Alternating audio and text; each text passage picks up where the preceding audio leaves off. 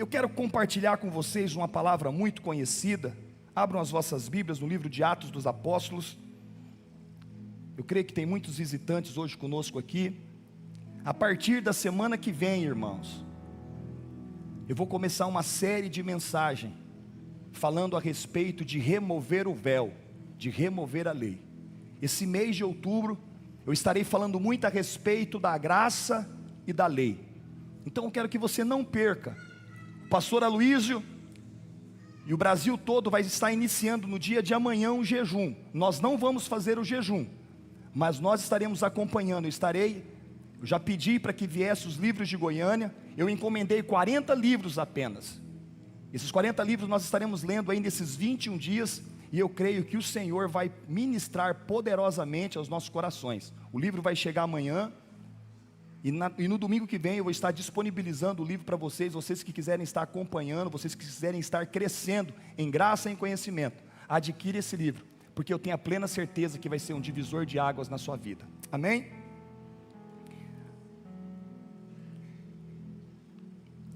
Atos dos Apóstolos, capítulo de número 3, a partir do versículo de número 1 ao 10. E Pedro e João subiam juntos ao templo, à hora da oração, a nona. E era trazido um homem que desde o ventre da sua mãe era coxo, o qual todos os dias punha à porta do templo, chamado Formosa, para pedir esmola aos que entravam. Ao qual, vendo a Pedro e o João que iam entrando no templo, pediu que lhe dessem uma esmola. E Pedro, com João fitando os olhos nele, disse: olha para nós. E olhou para eles, esperando receber deles alguma coisa. E disse Pedro: não tenho prata nem ouro, mas o que tenho, isso te dou. Em nome de Jesus Cristo Nazareno, levanta-te e anda.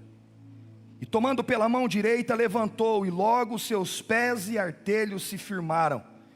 E saltando ele, pôs-se em pé e andou, e entrou com eles no templo, andando e saltando, e louvando a Deus. E todo o povo viu andar e louvar a Deus. E conheciam-no, pois era ele que se assentava a pedir esmola à porta formosa do templo. E ficaram cheios de pasmos e assombro pelo que acontecera. Hoje eu quero compartilhar com você um andar que o Senhor tem preparado para você para o mês de outubro. Você precisa ter um tipo de caminhar para o mês de outubro. Quem sabe, hoje nós estamos agora entrando nos 3 últimos meses do ano. E esse mês, eu quero dizer para você que é o melhor mês do ano. Agora a pergunta: por quê, pastor? Porque é o aniversário da igreja, o aniversário do pastor e o aniversário da pastora. É poderoso demais, irmão. Esse mês é fantástico. E quem sabe, até no exato momento, você tem se frustrado diante de muitas coisas. Quem sabe você está chegando agora, iniciando o mês de outubro, e todas as suas expectativas, elas foram frustradas. Você chegou aqui nessa noite para ver o seu sobrinho ou para ver seu filho, mas você está frustrado. Sabe por quê? Porque você tem um caminhar torto. Quem sabe você tem um caminhar errado, e esse caminhar te levou para um lugar onde Deus não queria. E hoje você se encontra o quê? Desanimado. E você precisa levantar. O ano está chegando ao fim. Você precisa se levantar desse lugar onde você está. E você precisa caminhar como Deus quer, não como você quer. Porque talvez o teu caminhar te conduziu a um lugar de desgraça. Quem sabe o teu caminhar te conduziu a um lugar onde Deus não queria que você estivesse. Certa feita, Deus deu uma ordem para Jonas: Jonas, eu tenho algo para você, mas eu preciso que você caminhe em direção a Nínive. Lá que eu quero usar você, lá que eu quero fazer algo na tua vida. Mas Jonas não deu ouvido à voz de Deus. No início do ano, talvez Deus deu uma ordem para você. No início do ano, Deus deu uma diretriz para você. No início do ano, Deus deu um caminho para você. Mas você tirou o GPS espiritual e colocou o seu GPS. E hoje você se encontra cansado. E quem sabe até a tua gasolina acabou. E você está desesperado sem saber o que fazer. Mas o Senhor, Ele quer te conduzir.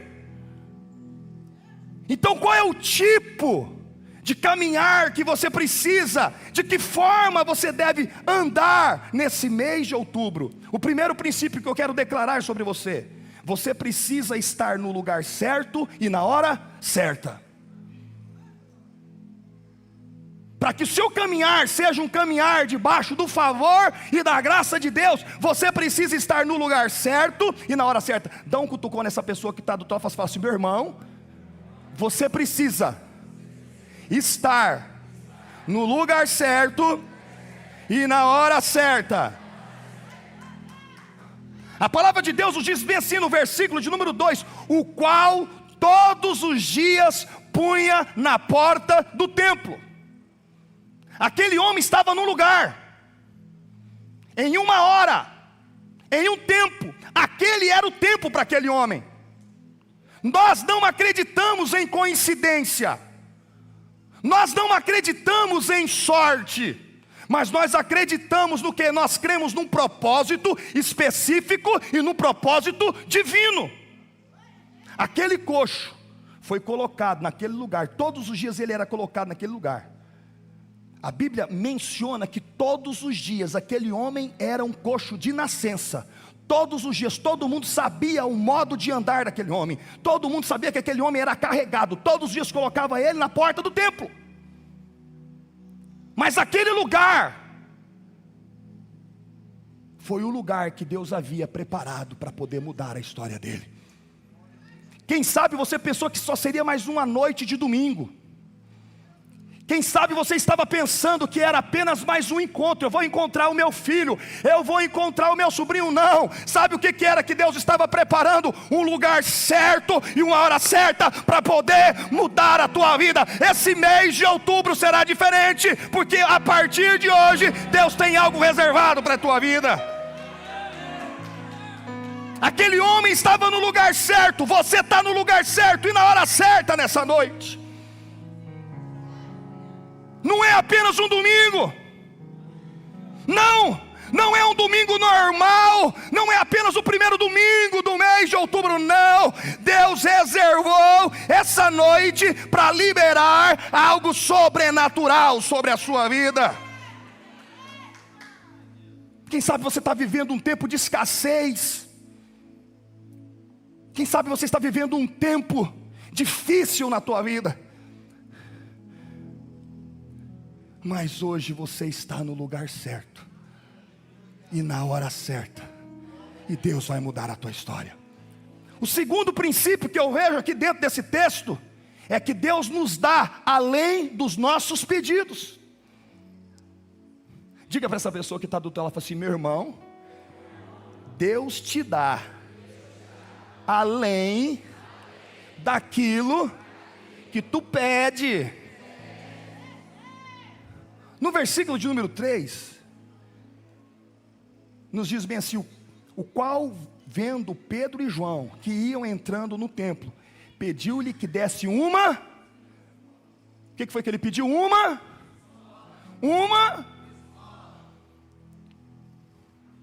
Muitas vezes o nosso pedido é natural. Muitas vezes o nosso pedido é momentâneo. Muitas vezes o nosso pedido é apenas para o nosso umbigo. Mas você sabe, o Deus tem um macro. Ele consegue ver aquilo que você não vê. Ele consegue ver aquilo que você não vê. E a palavra de Deus nos diz bem assim em Tiago, capítulo de número 4 e versículo de número 3: pedis e não recebeis, porque pedis mal, para o gastardes em vossos deleites. Sabe por que muitas vezes você não tem recebido? Porque você tem pedido de forma equivocada. Você tem pedido de forma errada.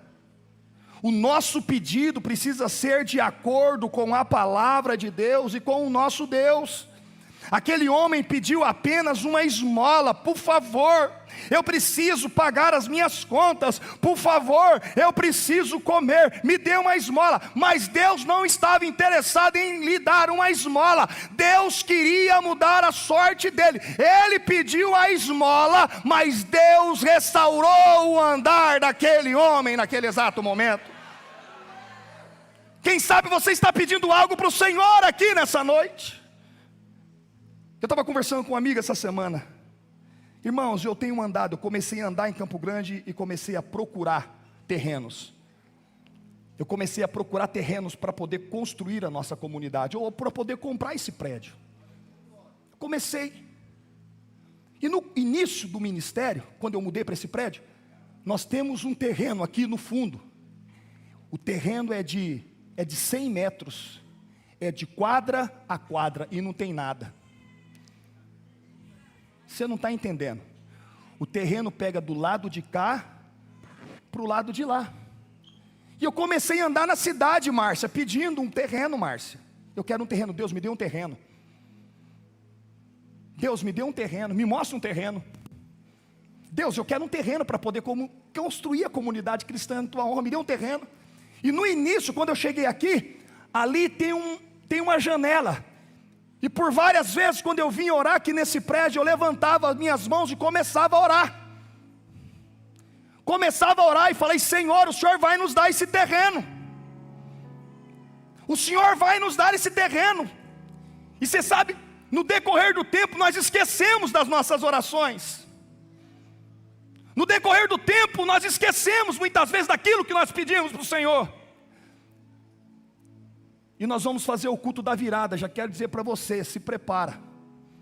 O culto da virada nós vamos fazer aqui, mas a festa do Réveillon nós vamos fazer no terreno do lado.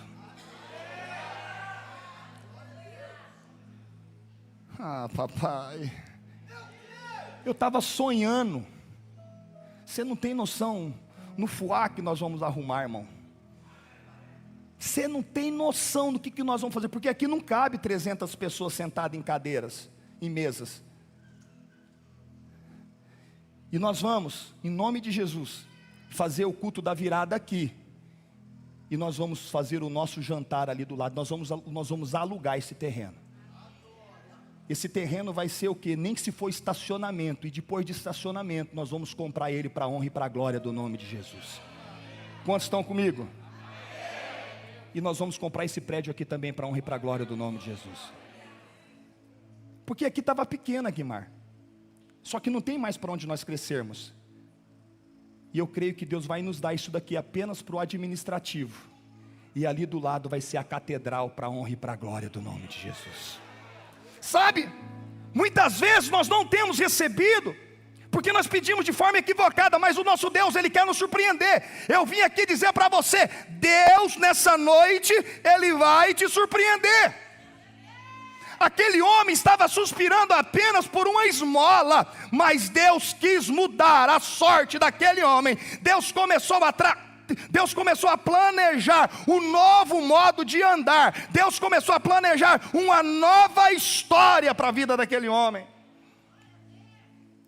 Feche os teus olhos agora em nome de Jesus. O que é que você tem pedido para o Senhor? Feche os teus olhos agora. O que é que você tem pedido para o Senhor nessa noite? O que é que você vem pedindo há anos para o Senhor? Eu tenho uma palavra de Deus para a tua vida nessa noite. Eu tenho uma palavra de Deus para a tua vida nessa noite. Deus, Ele vai ir além desse pedido que você está fazendo para Ele agora. Deus, Ele vai ir além. Você estava pedindo algo para Deus, mas Deus te trouxe aqui nessa noite, no momento certo, na hora certa, para lhe dizer: eu vou te surpreender, porque eu sou um Deus de surpresas. Deus vai te surpreender, meu irmão. A palavra de Deus nos diz bem assim em Mateus 7, versículo de número 9 e 10. Qual dentre vós é o homem que o seu filho lhe pedindo pão lhe dará pedra? Ou se lhe pedir peixe lhe dará uma serpente? Você sendo mau, você não consegue fazer isso para com o teu filho. Eu tenho boas novas para você. Deus não vai te deixar na chapada. Deus vai te surpreender de uma forma sobrenatural. Terceiro princípio que eu aprendo dentro desse texto. Diga para esse irmão que está do falso, fala: meu irmão, olhe para o alto. Diga para ele: olhe para o alto. Diga para ele: tira os seus olhos. Tire os seus olhos dos problemas, das circunstâncias, e olhe para o alto. O versículo de número 4 nos diz bem assim: e Pedro com João, fitando os olhos nele, disse: olhe para nós. Se você quer experimentar algo novo de Deus, se você quer experimentar algo diferente de Deus, você precisa tirar os olhos da situação, você precisa tirar os olhos da sua performance, e você precisa fitar os teus olhos no autor e consumador da sua fé. O caminhar cristão, meu irmão, requer de mim e de você uma constância. É todos os dias você precisa estar fitado os olhos dele. Nós começamos a fazer o encontro, e vou dizer para você, gastamos, irmãos, gastamos o que tinha e o que não tinha. Você sabe?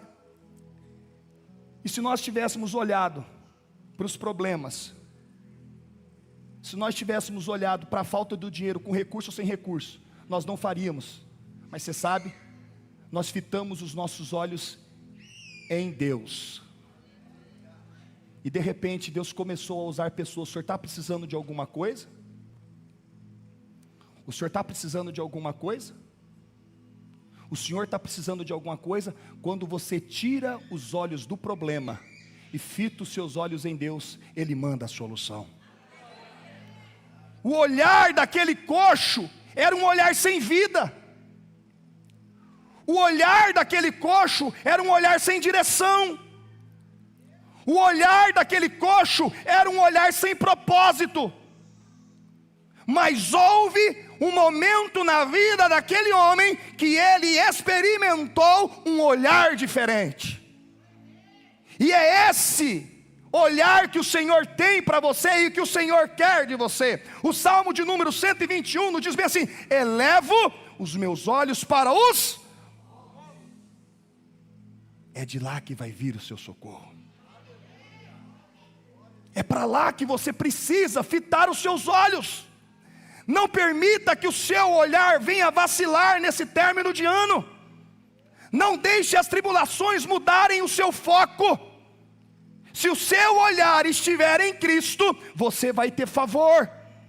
Pare de olhar para a circunstância, pare de olhar para si, pare de ficar diante de comiseração. Não olhe para a adversidade, mas olhe para aquele que pode mudar a tua história. A palavra de Deus nos diz, e eu gosto muito desse texto, que chegou um momento, o povo estava no deserto, e o povo começou a murmurar, o povo começou a reclamar, e a palavra de Deus nos diz que serpentes abrasadoras começaram a surgir da areia. Você sabe, todas as vezes que você murmura, ou todas as vezes que você começa a espraguejar, você atrai demônios para a tua vida. A Bíblia nos diz que serpentes começaram a nascer da terra e começou a matar o povo. Por quê? Porque eles começaram a murmurar, e o povo começou a ficar desesperado. E o povo ficando desesperado foram falar com Moisés. Irmãos, eu fico imaginando Moisés, 3 milhões de pessoas no deserto. Irmãos, eu estava com 140 ali na chácara, e muitas vezes, pastor, isso, agora imagina, Josi, 3 milhões, 3 milhões reclamando,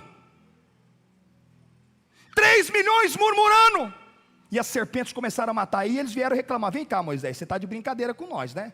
Você tira a gente do Egito para poder morrer aqui agora, está todo mundo morrendo.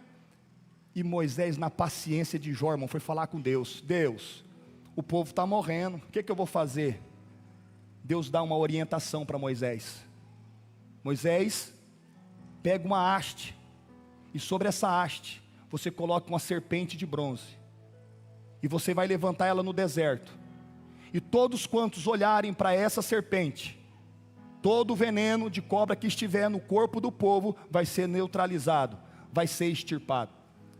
Parece que é algo meio fora da curva, olhar para uma serpente de bronze, isso não traz nem idoneidade. Vem cá, nós precisamos cortar, vamos cortar e vamos chupar o sangue, porque quando isso acontece na fazenda, ou amarra, faz um torniquete, faz um corte, chupa o sangue. Mas agora você imagina no deserto, a vozinha chegando e falando para Moisés: Moisés, o meu netinho acabou de ser picado por uma serpente. Moisés diz assim para ele: olha para a serpente. Isso parece até ser desesperador, mas a palavra de Deus nos diz que todas as vezes quando eles olhavam para a serpente, o que acontecia? O veneno da serpente era extirpado. Agora eu quero que vocês vão comigo. Isso tudo estava apontando por uma palavra, e é essa palavra que eu quero liberar sobre a tua vida. Coloca para mim aqui João, capítulo de número 3, versículo de número 14 ao 15.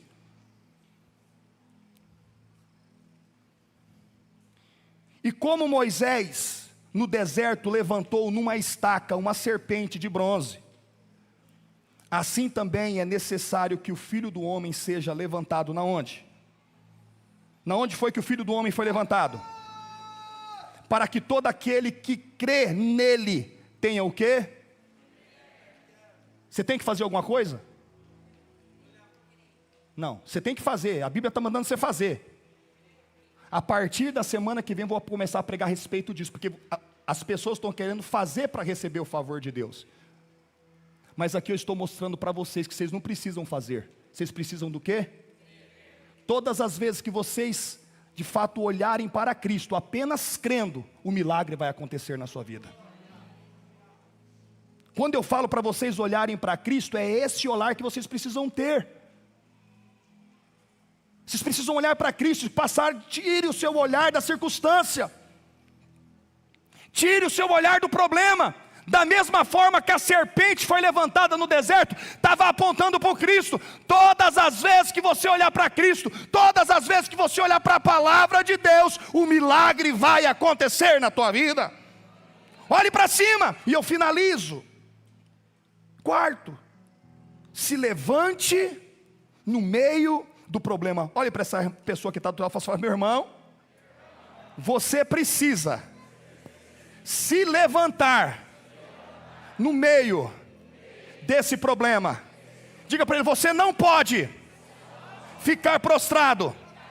Você não pode ficar prostrado. Levante para ele: levante. Levante.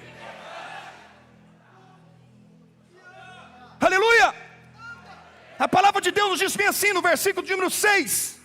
Disse Pedro: não tenho prata, nem tenho ouro, mas o que tenho, isso eu te dou.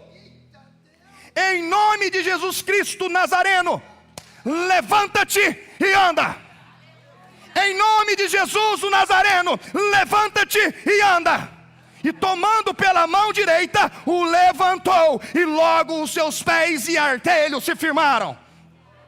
A diferença do vencedor e do derrotado é apenas uma: o derrotado, quando ele cai, ele permanece no mesmo lugar. Mas o vencedor, não importa a circunstância, quantas vezes ele venha a cair, todos os dias ele está se levantando. Quem sabe você caiu em uma área da tua vida, mas essa noite é noite de você se levantar, e Deus vai te tomar pela mão direita e vai te dizer: não temas, porque eu estou contigo. Aonde foi que você caiu? Aonde foi que você tombou? Aonde foi que você ficou na lona? O Senhor está dizendo para você nessa noite: levanta-te. Levanta-te. levanta-te, porque eu quero falar contigo. Pedro não tinha esmola, Pedro não tinha dinheiro, mas Pedro tinha autoridade. A mão direita fala de autoridade, a mão direita fala de poder. Pelo poder em nome de Jesus de Nazaré, hoje eu te digo, levanta-te. Levanta-te. A palavra de Deus nos diz em Êxodo, capítulo de número 17 e versículo de número 11: acontecia que quando Moisés levantava a mão, prevalecia Israel, mas quando ele baixava a mão, prevalecia Amaleque. O que significa levantar essa mão, meu irmão? Há um poder quando você se levanta em oração. O Senhor não quer que você fique prostrado. O Senhor quer que você comece a se levantar em oração. Quando a cruz é levantada, isso é sinal da nossa vitória. Quando a cruz foi levantada lá no Gólgota, quando a cruz foi levantada no Monte Caveira, estava apontando para a minha e para a tua vitória. E todas as vezes que você dobrar o teu joelho perante Deus, você está de pé. Perante as circunstâncias, você está de pé. E Deus está pedindo para você aqui nessa noite: levanta-te. Nós só teremos vitória a partir da cruz. O Deus não quer você prostrado, Deus não quer você com a cabeça para baixo, não. Mas Deus quer você de joelho dobrado e de mãos levantadas perante as adversidades. Se levante em meio aos problemas, se levante em meio às circunstâncias, porque Deus quer mudar a tua história em nome de Jesus de Nazaré.